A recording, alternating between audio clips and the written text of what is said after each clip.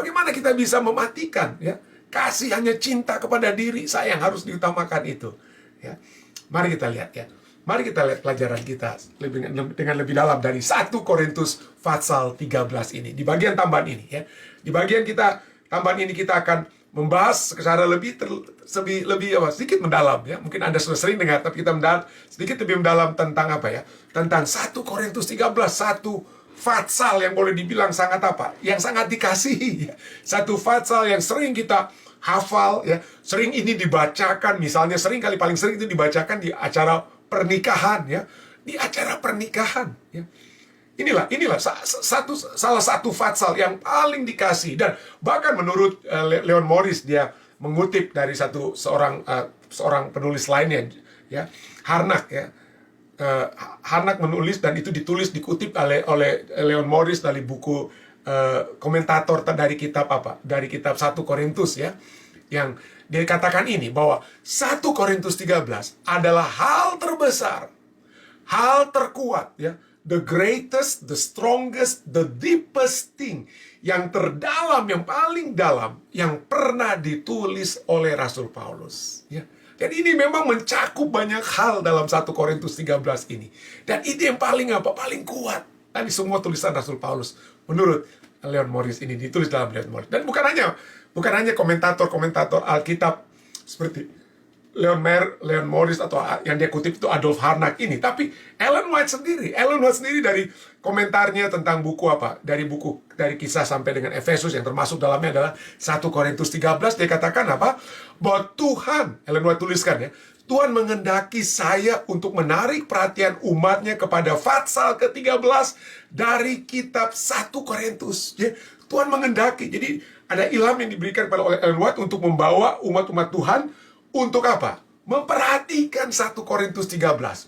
Dan ini bagaimana caranya kita memperhatikan 1 Korintus ini? Ini dituliskan. Ellen White katakan, ya, bacalah fatsal ini setiap hari. Setiap hari. Kenapa kita harus baca setiap hari? Karena dari situ kita dapatkan penghiburan dan kekuatan. Ada penghiburan dan kekuatan kalau kita baca 1 Korintus fatsal 13 ini setiap hari. Setiap hari.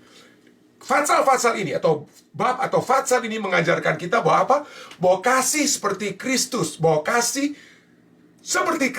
adalah satu kelahiran surgawi, bahwa tanpa kasih yang kita akan lihat dari kasih yang dinyatakan oleh Rasul Paulus, diilhamkan kepada Rasul Paulus dalam 1 Korintus 13, tanpa kasih yang dijelaskan itu, semua kualifikasi lainnya tidak ada nilainya. Ya. Jadi, kalau nggak cukup saya jadi orang yang beriman, ya nanti kita akan lihat, yang beriman pun tidak ada artinya kalau tidak ada kasih. Kenapa sampai kasih itu begitu hebat, ya? Yang diutamakan, ya, tanpa kasih, kualifikasi lainnya itu tidak ada apa? Tidak ada nilainya. Bahkan iman sekalipun, ya. Iman pun, nanti kita lihat, ya. Nah, mari kita lihat sedikit, ya, dari konteks daripada konteks dari 1 Korintus 13. 1 Korintus 13 bukan hanya, Nyonya White katakan, bukan hanya untuk dibaca saat ada orang kawin, ya, saat ada pernikahan. Itu harus dibaca setiap hari. Kenapa? Karena kita dapat melihat ini adalah sesuatu yang sangat penting untuk dapat kita pahami di setiap harinya. Nah, kalau kita lihat dalam 1 Korintus 13 ayat 4 sampai 7 itu merupakan bagian dari 1 Korintus, ada satu pembahasan yang terus berlanjut dari 1 Korintus pasal 12. 1 Korintus pasal 12 itu berbicara tentang karunia-karunia rohani yang Roh Kudus telah berikan kepada kita untuk apa? Untuk dapat kita gunakan untuk pertumbuhan jemaat yang dipercayakan oleh Roh Kudus kepada kita. 1 Korintus 14 itu berbicara tentang masalah yang terjadi, ya, pada saat membahas tentang karunia-karunia rohani. Kenapa ada kelompok-kelompok yang apa? Menekankan satu karunia rohani daripada karunia rohani lainnya, ya. Jadi Paulus saat itu, kalau kita lihat, sedang membahas ketegangan dalam jemaat Korintus, di jemaat Korintus, karena adanya 2 atau lebih kelompok yang ada di dalam jemaat tersebut. Dan salah satu kelompok yang ada, yang merasa itu, atau mereka mengutamakan berbicara dalam bahasa roh. Artinya, Mereka bisa berbicara dalam berbagai dialek dan lain sebagainya. Karena apa? Karena mereka mungkin penduduk asli, ya. Mereka mungkin penduduk asli di situ, atau mereka mungkin ada yang lainnya itu ada yang datang dari ibu kota Romawi, ya, ke Korintus itu datang dari ibu kota Romawi, lalu mereka bicara dalam bahasa yang biasa digunakan oleh bahasa pemerintahan saat itu, ya. Bukan pemerintahan, penguasa saat itu. Orang Romawi itu walaupun mereka berbicara dalam bahasa Latin, ya, tapi mereka menggunakan bahasa Greka. Tetapi ada saja orang-orang yang merasa bahwa walaupun ini bahasa Greka itu suatu bahasa yang lingua franca mungkin saat itu, tapi kita akan tekankan bahasa Latin karena inilah bahasa orang Romawi. Sedangkan orang-orang Israel, orang-orang Yahudi itu mereka menggunakan bukan bahasa Greka, bukan bahasa Latin, tapi mereka menggunakan bahasa Aramaik, ya. Menggunakan bahasa Aramaik. Jadi terjadilah kelompok yang dari segi bahasa saja itu sudah menimbulkan perpecahan dari kelompok-kelompok tersebut. Dan satu kelompok menekankan, saya nggak peduli, saya maunya kalau saya mau khotbah, saya bicara dalam bahasa penguasa saat ini, saya bahasa Latin. Orang-orang yang nggak tahu bahasa Latin, yang bahasa Greka ataupun bahasa Aramaik yang digunakan oleh orang-orang Yahudi, ya nggak ngerti mereka. Tapi mereka tidak peduli. Karena mereka merasa bahwa inilah bahasa apa? Bahasa yang utama para penguasa. Orang Yahudi bilang, nggak begitu dong. Kita ini bahasa yang Yesus gunakan itu bahasa Aramaik. Itulah bahasa, kalau Yesus gunakan itu, maka itu berarti itu adalah bahasanya para malaikat. Berkelahilah mereka, ya. Berkelahilah mereka dengan cara apa? Dengan soal bahasa-bahasa roh ini dengan lainnya. Dan akibatnya terjadilah perpecahan. Dan itulah kemudian Rasul Paulus berbicara, ada orang yang memiliki karunia-karunia berbahasa lidah, karunia lidah, bisa apa? Menerjemahkan. Dia bisa tahu seperti Rasul Paulus, dia bisa tahu bahasa Latin, dia bisa tahu bahasa Aramaik, dia bisa tahu apa? Bahasa Greka dan lain sebagainya. Jadi itu adalah karunia yang Tuhan berikan. Tapi janganlah kalian anggap kalau kalian memiliki satu karunia, maka kalian adalah yang utama, yang lainnya itu orang kelas kedua dan lain sebagainya, ya. Jadi itulah. Jadi kita lihat di sini bahwa dalam 1 Korintus 12 Rasul Paulus menekankan, ada karunia-karunia jemaat, ya. Karunia-karunia di dalam jemaat yang Tuhan sudah berikan, yang Allah sudah berikan melalui Roh Kudus, agar supaya ada kebangunan, ada pertumbuhan di dalam jemaat tersebut. Diberikan masing-masing itu karunianya bisa berbeda, tapi jangan sombong, ya. Jangan kita merasa ini karunia ini lebih tinggi daripada karunia-karunia lainnya. Jadi itulah sebabnya itu 1 Korintus pasal 12. 1 Korintus pasal 14 kemudian Rasul Paulus lebih menekankan pembahasan tentang karunia bahasa roh seperti yang saya lanjutkan tadi. Jadi itu pasal 12 bicara tentang banyaknya lebih karunia. Pasal 14 khususnya karunia yang bermasalah di Korintus, yaitu bahasa roh. Nah, dari pembahasan tentang karunia-karunia ini, khususnya kemudian bahasa roh, tiba-tiba kok di tengah-tengah itu muncul tentang kasih, ya. Sepertinya ada penyimpangan. 1 Korintus 13 tidak berbicara tentang karunia, tidak bicara tentang secara spesifik, ya. Sepertinya ada penyimpangan. Kok tiba-tiba melenceng alur pemikiran Rasul Paulus itu sepertinya melenceng, ya.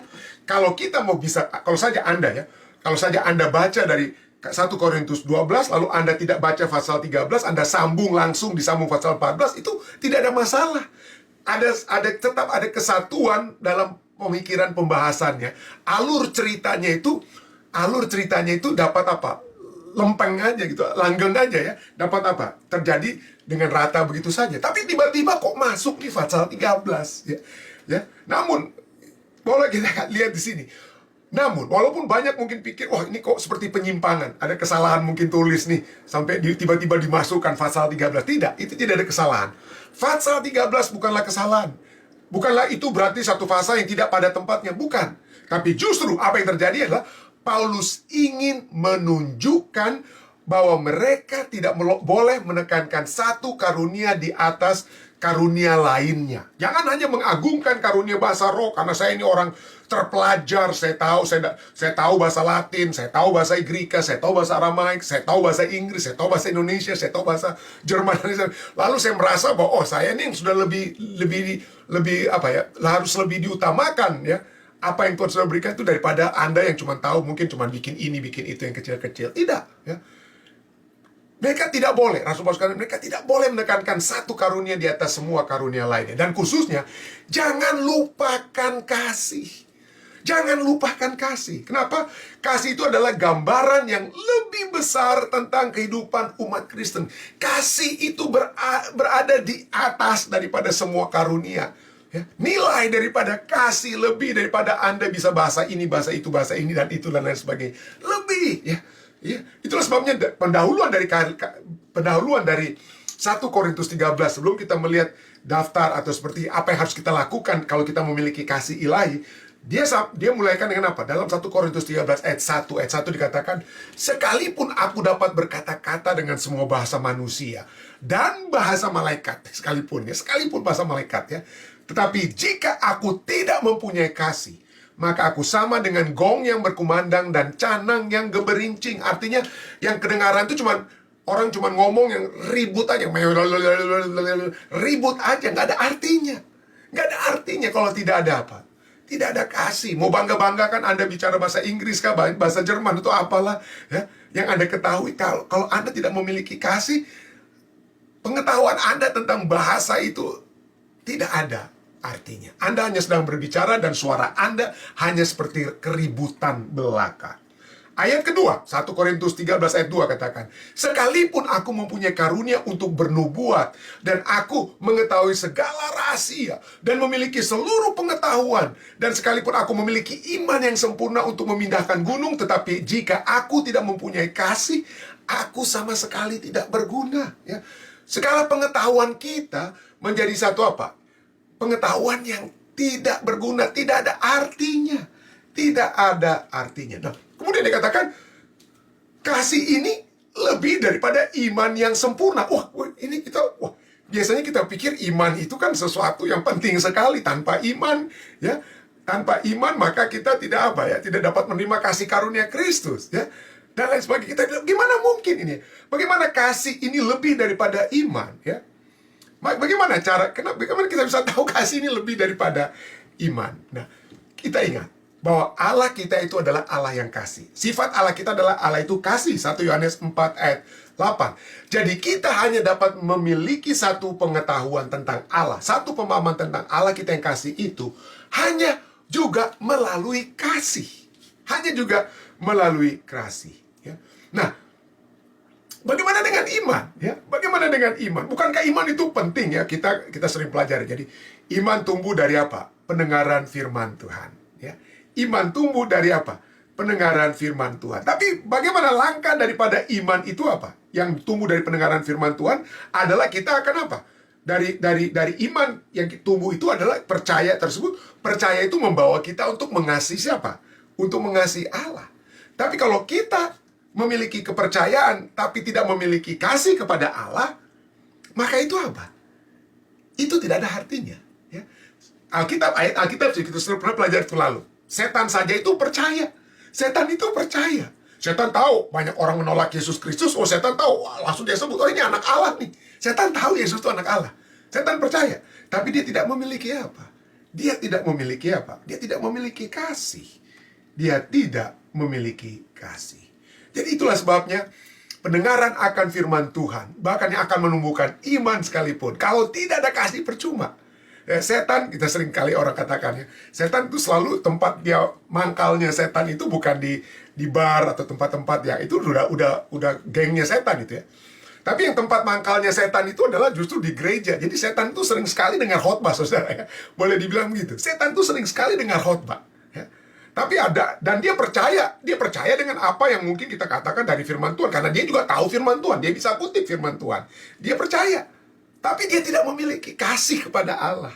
Itu poinnya. Dan inilah sebabnya, kalau kita bahkan memiliki iman yang sempurna, ya, yang dapat memindahkan gunung sekalipun, tetapi tidak mempunyai kasih, maka hal itu tidak berguna. Ini yang firman Tuhan katakan, bukan saya katakan, ya.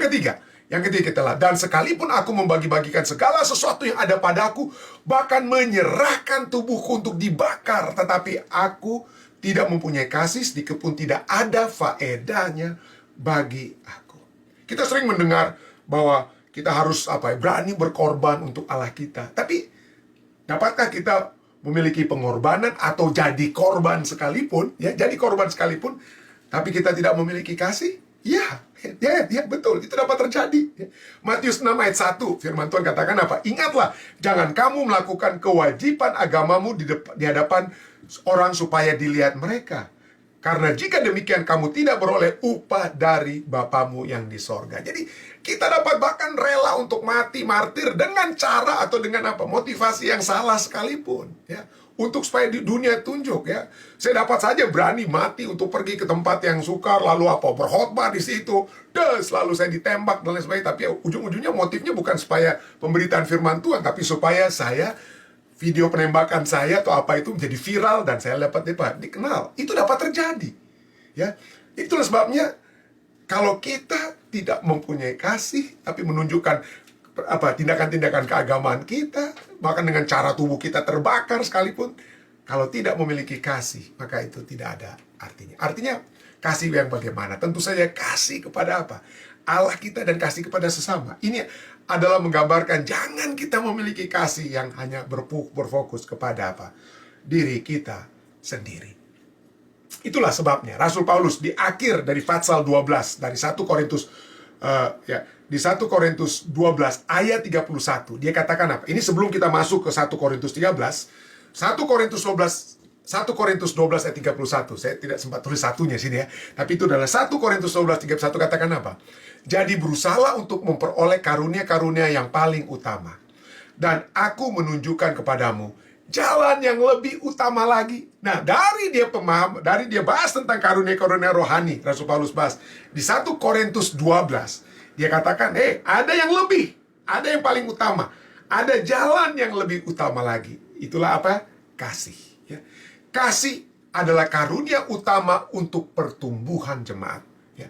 Karunia-karunia lainnya itu tidak ada artinya tanpa kasih. Yang utama, karunia utama yang Allah dapat berikan adalah karunia kasih. Berikutnya, kasih adalah jalan utama. Untuk apa?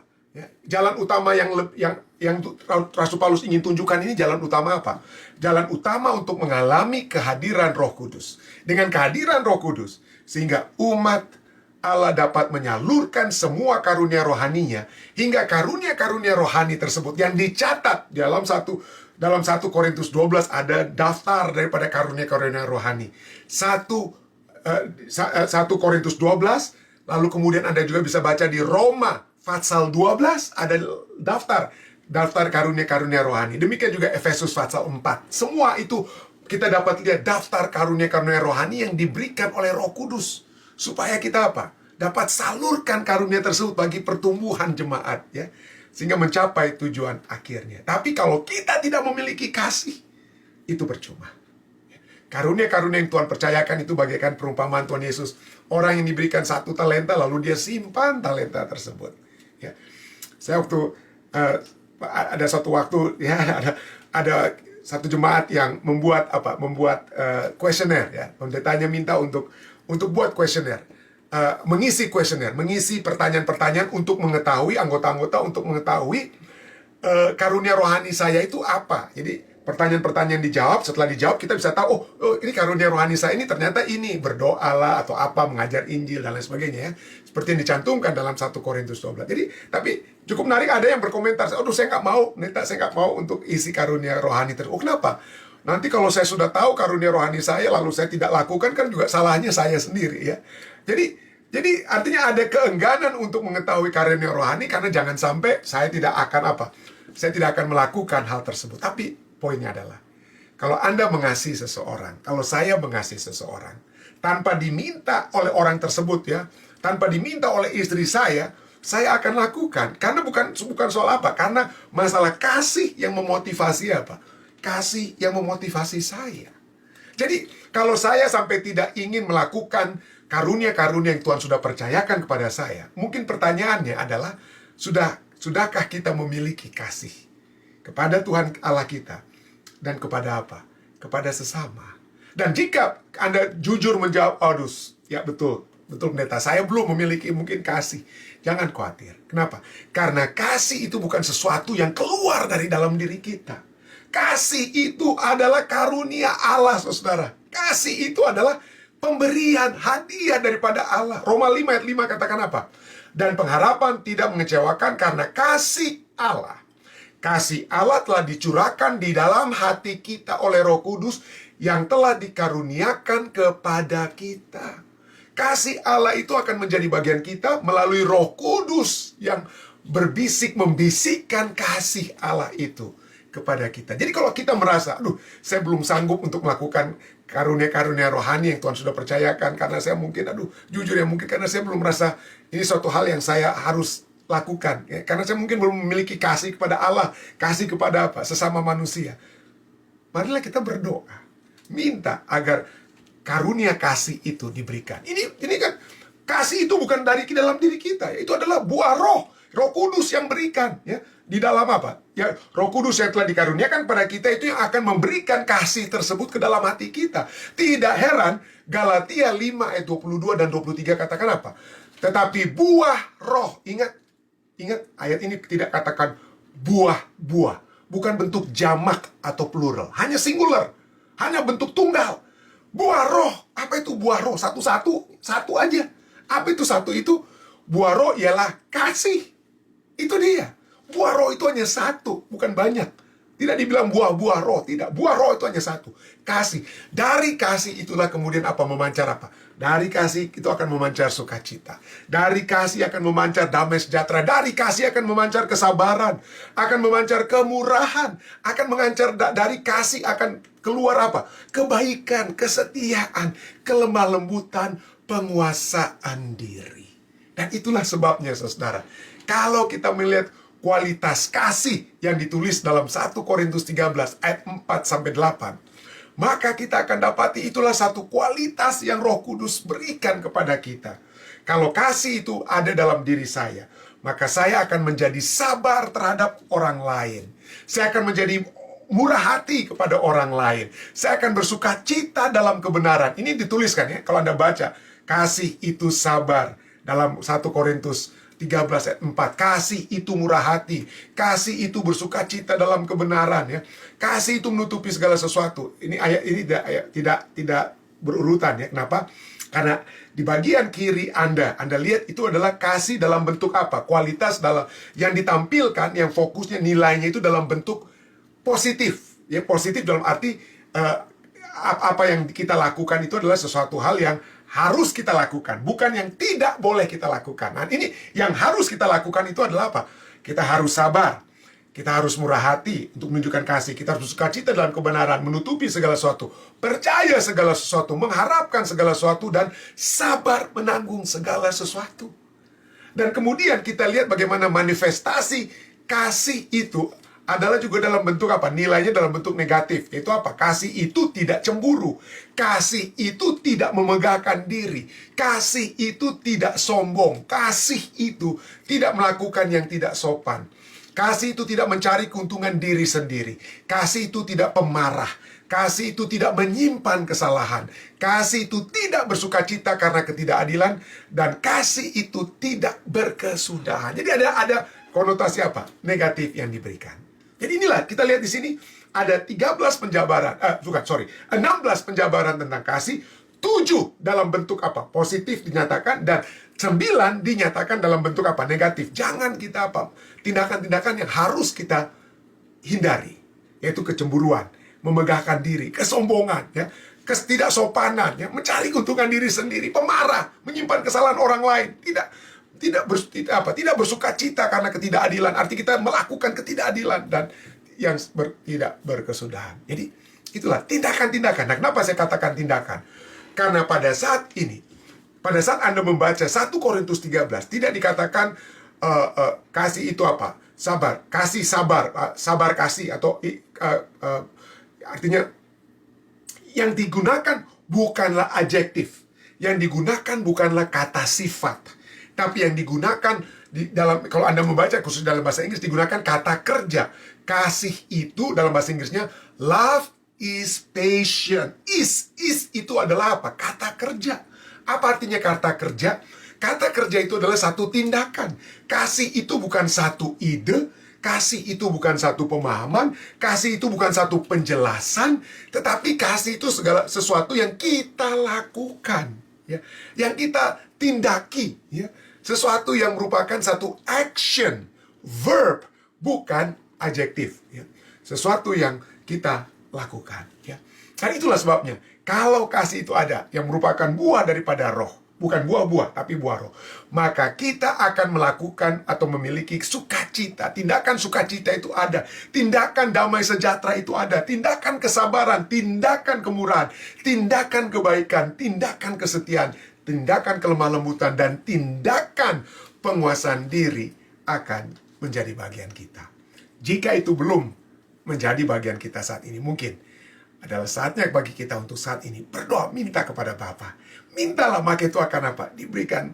Kita berdoa, Tuhan, saya belum memiliki kasih, beberapa poin daripada kasih, tindakan-tindakan kasih yang belum saya lakukan. Tolong biarlah tindakan-tindakan kasih ini menjadi bagian saya.